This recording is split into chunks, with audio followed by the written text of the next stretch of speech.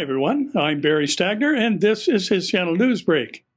Nearly a third of Jewish Americans say they have hidden their religious identity or avoided carrying items that would identify oneself as Jewish in public due to threats of anti-Semitism, according to a poll released this week.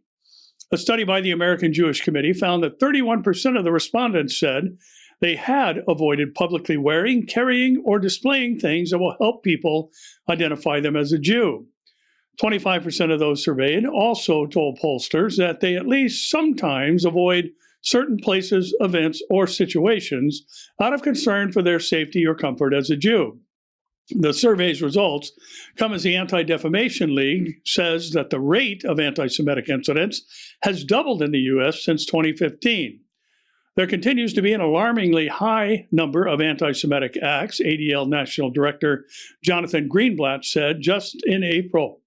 We've worked hard to push back against anti-Semitism and succeeded in improving hate crime laws, and yet we continue to experience an alarmingly high number of anti-Semitic acts, Greenblatt said at the time.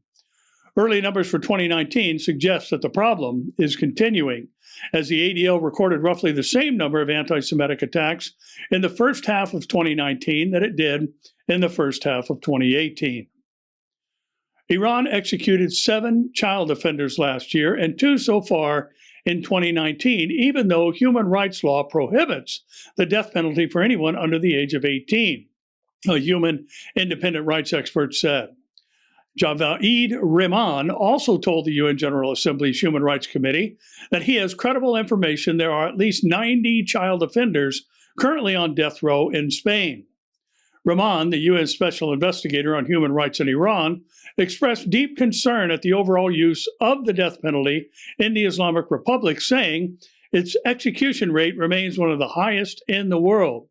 Even after a drop from 507 in 2017 to 253 in 2018, so far in 2019, he said, conservative estimates indicate that at least 173 executions have been carried out.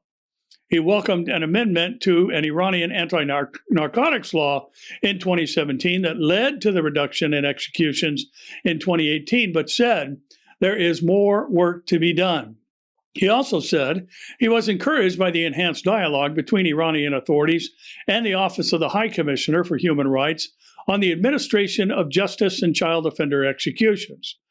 As for the overall human rights situation in Iran over the last year, Rehman cited a number of distressing factors, including a declining economic situation that he said was worsened by the impact of the sanctions, with serious consequences for the realization of economic and social rights.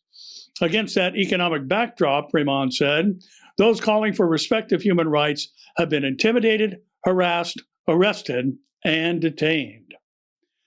With an unemployment rate of 37% for those under 35, young faces have been at the forefront of protest over Lebanon's growing economic crisis. Like most young protesters flooding Lebanon's streets to vent their fury over joblessness and inequality, Nina Sabah demands more than the government's hastily announced reforms if she is to back down. She wants an end to a political system where she says what job you get depends on who you know and what religion or sect you belong to. Well, we do know that in the last days, anti-Semitism will be on the rise, and at one point exponentially, and will include the United States of America turning its back on Israel. This gives us today's reminder to keep looking up.